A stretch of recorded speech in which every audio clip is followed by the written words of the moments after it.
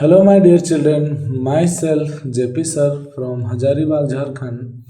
कल मैंने आप लोगों को क्लास 12th का फर्स्ट बुक जिसका नाम है फ्लेमिंगो और इस फ्लेमिंगो बुक में first lesson the last lesson के बारे में हम लोगों ने जाना था और विस्तार से लाइन बाय लाइन पढ़ने का प्रयास किया था।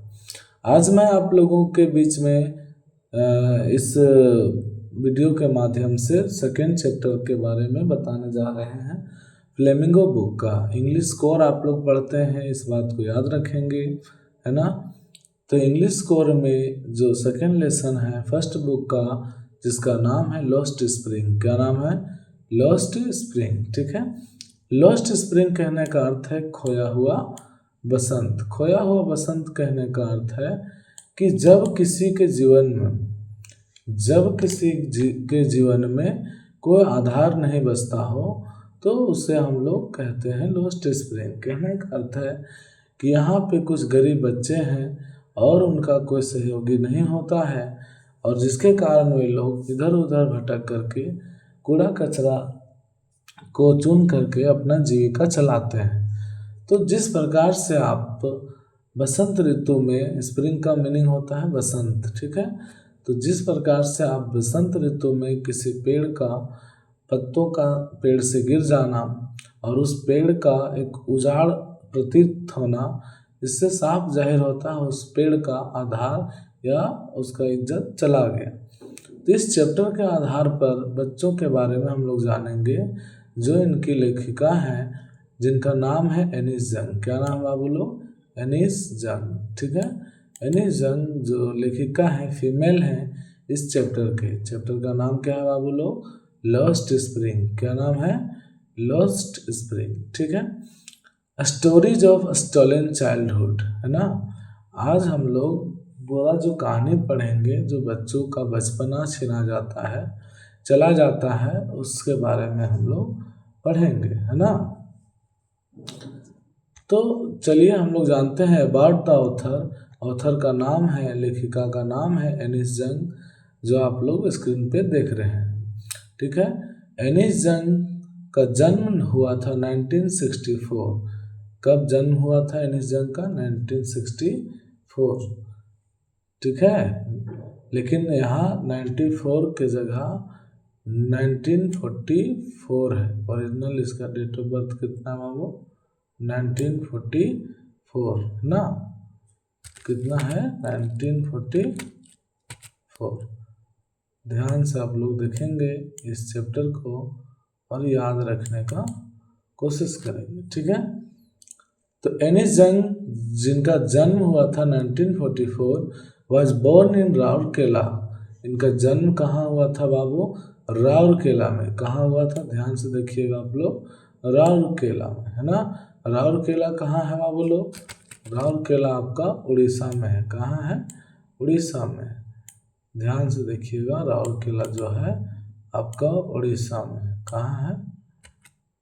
ठीक है, उड़ीसा में। ठीक है।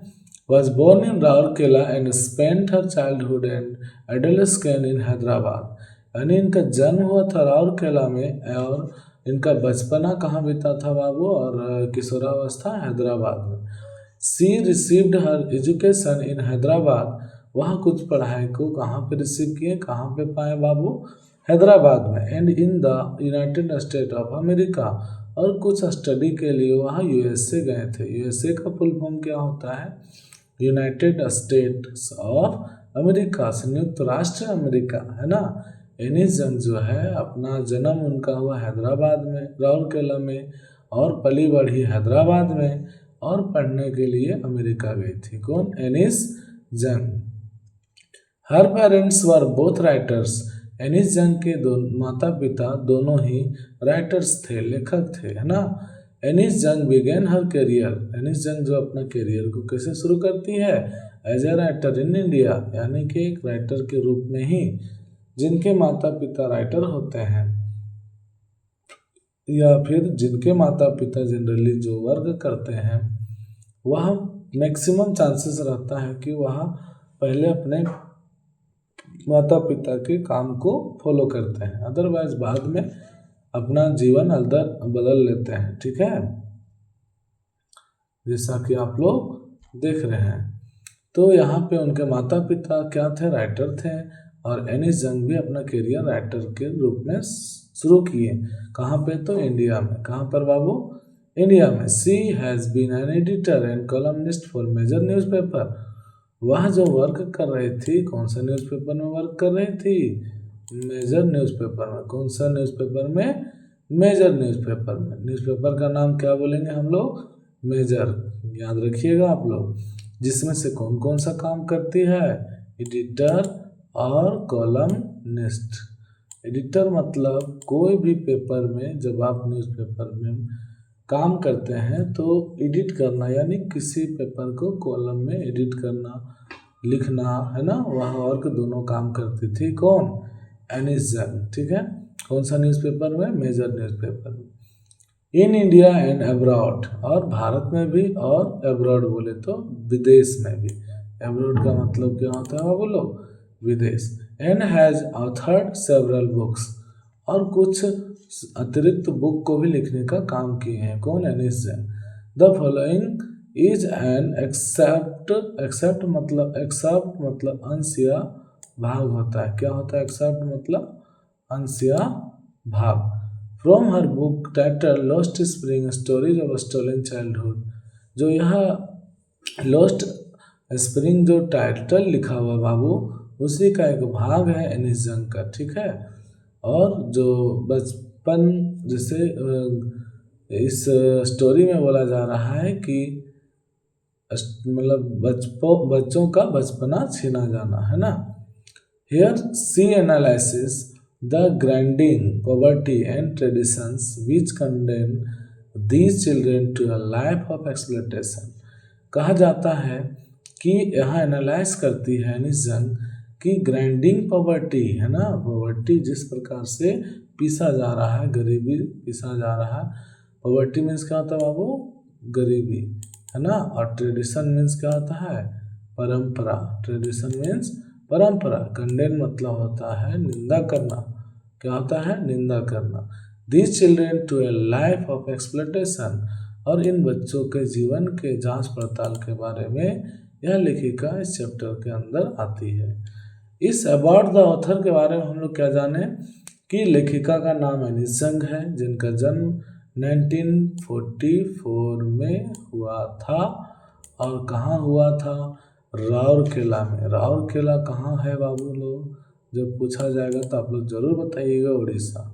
And spent her childhood and adolescent. Adolescent मतलब होता है किशोरावस्था, और किशोरावस्था किसे कहते हैं, जो 11 साल से 19 साल के एज को हम लोग क्या कहते हैं बाबू, एडोलेस्केंट। ठीक है, इन हैदराबाद। देखिए वो जन्म ली कहाँ पे, राउरकेला में। पली बढ़ी कहाँ, हैदराबाद में। और पढ़ाई के लिए कहाँ गई थी, USA, यानी यूनाइटेड स्टेट ऑफ अमेरिका। ठीक है, यहाँ तक अबाउट द ऑथर के बारे में किसी को कोई डाउट हो तो कमेंट में ज़रूर बताइएगा। ठीक है, फिलहाल तो इसमें कोई डाउट नहीं होना चाहिए। ठीक है, तो वह जो कौन सा न्यूज़पेपर में काम करती है बाबू, मेजर न्यूज़पेपर में। उसमें क्या वर्क करती है, एडिटर का काम करती है, संपादक का काम करती है, और स्तंभकार। कॉलमनिस्ट मीन्स होता है स्तंभकार। ठीक है, in India and abroad, Bharat और विदेशों में। ठीक है, एंड हैज अथॉर्ड सेवरल बुक्स, और कुछ बुक भी लिखे, जिसमें से एक बुक है, एक बुक का जो भाग है जो हम लोग पढ़ने जा रहे हैं, लॉस्ट स्प्रिंग। ठीक है, खोया हुआ बसंत। तो इसी चैप्टर में जांच पड़ताल करेंगी और गरीबी को देखेंगी, परंपरा को देखेंगी, और निंदा या उसको जांच पड़ताल के रूप में देखने का काम करेगी। कौन, एनिस जंग। ठीक है, आगे चलते हैं हम लोग, है ना। समटाइम्स आई फाइंड अ रूपी इन द गार्बेज। कभी कभी मैं कूड़े के ढेर में क्या पाता था, कभी कभी 1 रुपया पाया करता था। आई मतलब यहाँ जो साहिब आलम है उसको डिनोट किया जाता है। ठीक है, why do you do this. देखिए सवाल पूछा जा रहा है, why do you do this, यह काम तुम क्यों करते हो। यह बात कौन पूछे होंगे? लेखिका एनिस जंग, ठीक है। यह पूरा जो कहानी में एनिस जंग ही बात करती है। इस स्टोरी में टोटल सारे कैरेक्टर के साथ कौन बात करती है बाबू? तो एनिस जंग। तो ही एनिस जंग बात करती है, why do you do this, है ना, यह काम तुम क्यों करते हो? आई आस्क साहेब, मैंने किससे पूछा? आई यहाँ डिनोट किसको किया गया है बाबू? एनिस जंग को, है ना। आई किसको डिनोट किया गया है? एनिस जंग को। आई आस्क साहेब हुम, हुम मतलब किन्हें या किनको होता है।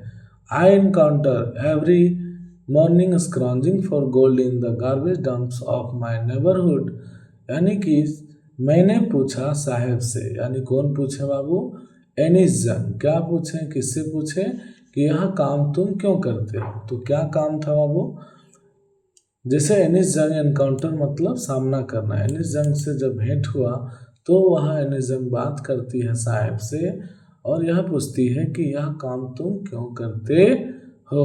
तो क्या काम बाबू? I ask Saheb home I encounter every morning scrounging for gold in the garbage dumps of my neighbourhood, यानी मेरे पड़ोस में। तो एनिस जंग बात करती है किससे? साहेब से, ठीक है।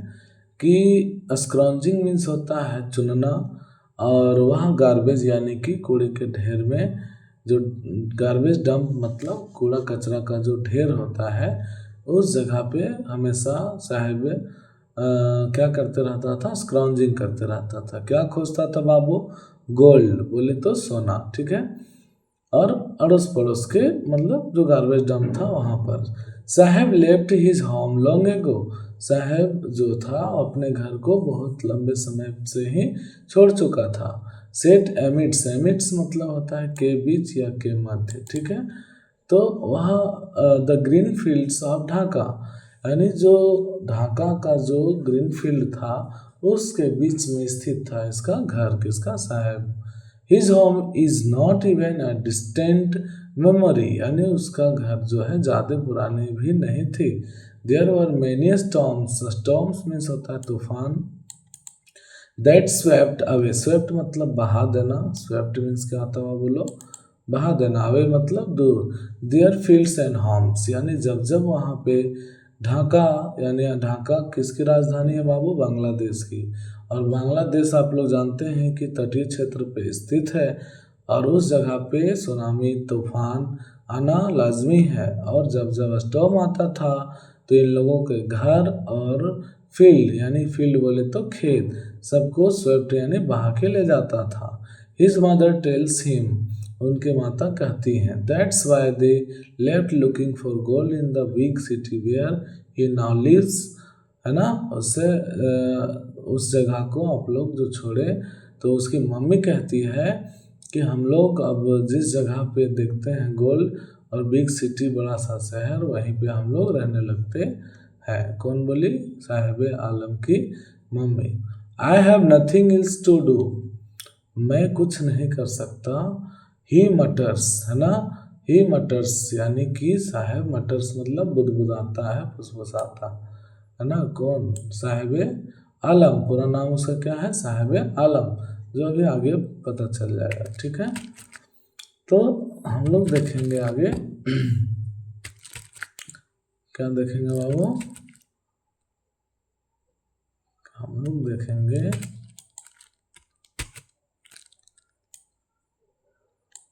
हाँ, mothers looking away go to school, है ना। आगे देखते हुए बोलता है गो टू स्कूल, आई से ग्लेबली, ठीक है। यानी एनिस जंग बात करती है किससे? साहिब आलम से, कि स्कूल जाओगे? मैं बड़ा प्यार से चिकनाई से पूछी। कौन पूछी? एनिस जंग, ठीक है। Realising immediately how hollow the advice must sound, यानी इस होलो मतलब खोखला, होलो मीन्स क्या होता है बाबू? इमीडिएटली मतलब तुरंत, यानी प्यार से जो एनिस जंग बोली कि स्कूल जाओगे, और यह सुन करके इस साउंड उसको लगा ही खोखले संसार में ऐसा एडवाइस जल्दी कैसे आया, ठीक है, कोई देता नहीं है। अगला देखेंगे बाबू, अगला पैराग्राफ में हम लोग, है ना। क्या देखेंगे अगला पैराग्राफ में हम लोग कि अगला पैराग्राफ में हम लोग देखेंगे, हाँ अगला पैराग्राफ में हम लोग देखेंगे there is no school in my neighbourhood, हमारे अड़ोस पड़ोस में कोई स्कूल है नहीं। When they build one I will go, कोई बना दे तो मैं जाऊंगा। If I start a school will you come, यदि मैं स्कूल बनाना स्टार्ट कर दूँ तो तुम क्या आओगे। आई आस्क हाफ जोकिंग, मजाक से वह एनिस जंग बात करती है साहिब आलम से। Yes he says smiling broadly, मोटे तौर पे हंसते हुए बोला हाँ हाँ जरूर, ठीक है। A few days later I see him running up to me, is your school ready, यानी कि कुछ दिनों के बाद साहिब आलम उधर से दौड़ते हुए आ रहा था और एनिस जंग को कहता है कि क्या आपका स्कूल बन के तैयार है। It takes longer to build a school, I say embarrassed at having made a promise that was not meant, यानी कि मैंने वादा किया, इसका मतलब इतना आसान नहीं है तुरंत स्कूल बनना। एम्बेरस्ड मतलब शर्मिंदा होते हुए बोलती है कौन, एनिस जंग, किसको, साहिब आलम को। नेक्स्ट देखिए, but promises like mine abound in every corner of his bleak world, यह जो खुला, ब्लीक मीन्स होता है खुला, संसार में कोई प्रॉमिस करता हो, है ना। After months of knowing him, महीनों से उसे जानने लगी थी, किसको, साहिब आलम को। कौन, एनिस जंग। I ask him his name, यानी अभी तक साहिब साहिब जाना जा रहा था क्योंकि उसका नाम साहिब है, लेकिन एनिस जंग को एक्चुअल में उसका नाम नहीं पता था इस स्टोरी के माध्यम से। आई आस्क, यानी एनिस जंग पूछती है किससे, साहिब से, कि I ask him his name, मैंने उससे उसका नाम पूछा। साहिब आलम, क्या बताया बाबू, ही अनाउंसेस, उसने बताया साहिब आलम, क्या नाम बताया, साहिब आलम, याद रखिएगा। यानी करेक्टर में जो फर्स्ट करेक्टर है उसका नाम क्या है, साहिब ए आलम। ही अनाउंसेस, वह बोला कि मेरा नाम साहिब आलम है। He does not know what it means if he new it's meaning Lord of the universe, यानी कि वह इसका मतलब नहीं जानता था। साहिब आलम जो है, इस साहिब आलम का मीनिंग, इस नाम का मीनिंग इसको पता नहीं था, किसको, साहिब आलम को। तो वही चीज़ बोला, if he new it's meaning Lord of the universe, यानी इसका मीनिंग यदि वो जानता कि लॉर्ड ऑफ द यूनिवर्स होता है, इस संसार का मालिक होता है ना। He would have a hard time believing in, उसे इतना आसानी से विश्वास होगा क्या, नहीं, उसे विश्वास नहीं हो सकता है तुरंत। अनअवेयर, अनजान है, of the what his name represents, यानी उसका नाम क्या प्रतीत कर रहा है, इस नाम से, उस मीनिंग से, उस अर्थ से वह अनजान था। कौन, साहिब आलम। ही रोम्स, रोम्स मतलब होता है इधर उधर भटकना, क्या था बाबू, इधर उधर भटकना। द स्ट्रीट्स, स्ट्रीट मतलब सड़क या गली होता है। ही विथ हिज फ्रेंड्स, यानी अपने दोस्तों के साथ वह सड़क में इधर उधर भटकते रहता था। As army of barefoot boys who appear like the morning birds and disappear at noon, यानी कि वह खाली पाँव, बेयरफुट मीन्स क्या होता है बाबू, खाली पाँव ही इधर उधर भटकते रहता था। और सुबह, अपीयर मतलब शामिल होना, अपीयर मीन्स क्या होता है बाबू, शामिल होना। तो मॉर्निंग बर्ड्स के जैसा, जिस प्रकार से चिड़िया उठ करके अपने दाना पानी के लिए निकल आते हैं, उसी प्रकार से साहिब आलम और इसके दोस्त लोग उठ जाते थे और सुबह सुबह ही कहाँ जाते होंगे, गार्बेज डंप में, यानी जहाँ कूड़ा कचरा फेंका जाता हो। एंड डिसअपियर एट नून, और दोपहर के समय ये सब डिसअपियर मतलब गायब हो जाते हैं, यानी वह काम से वापस आ जाते हैं। ओवर द मंथ्स, महीना बीतने के बाद, I have come to recognise each of them, यानी कि कुछ महीना बीतने के बाद एनिस जंग जो है सभी रेड पिकर्स लोगों को इकट्ठा करने का प्रयास की, रिकॉग्नाइज की, है ना। कौन, एनिस जंग। Why aren't you wearing chappals, I ask one My mother did not bring them down from the shelf, he answered simply. एनिस जंग पूछती है कि तुम लोग चप्पल क्यों नहीं पहनते हो, एक बच्चे से पूछा गया। तो वह क्या जवाब दिया कि मेरी मम्मी जो है सेल्फ से उतार नहीं देती है ना। Even if she did he will throw them off and adds another who is wearing shoes that do not match. दूसरा लड़का बोलता है कि जो चप्पल पहना हुआ बाबू फेंका हुआ चप्पल को उठाता है एक दूसरे गार्बेज डंप से या एक तीसरे जगह से और उस चप्पल को उठा करके पहनता है। When I comment on it, he shuffles. Shuffles मतलब होता है मिश्रण करना। His feet, यहाँ किसको मिश्रण कर रहा है, रगड़ रहा है, तो दोनों पैरों को वह लड़का रगड़ने लगता है जब एनिसन बात करती है। Says nothing, कुछ नहीं बोलता है। और डैड बोलता है I want shoes, जिसको क्या चाहिए था, जूता चाहिए था। Says a third boy, कौन लड़का बोला था, तीसरा लड़का बोला कि मुझे एक जोड़ा जूता एक मतलब जूता चाहिए। Who has never owned a pair all his life, यानी वह अपने पूरे जीवन में एक जोड़ा जूता कभी नहीं पहना था। Traveling across the country, I have seen children walking barefoot in cities on village roads, यानी गांव के रोड सड़कों में, शहर के सड़कों में ये सब हमेशा खाली पैर ही मूव करता है, जैसा कि आप लोग तस्वीर में देख सकते हैं। It is not lack of, lack means होता है कमी, क्या होता है वो, कमी।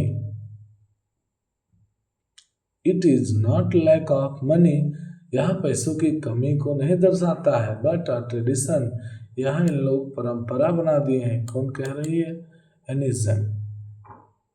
टू स्टे बेयरफुट, और हमेशा एक ट्रेडिशन परंपरा बना दिया गया है कि ये सब हमेशा खाली पांव ही घूमेंगे।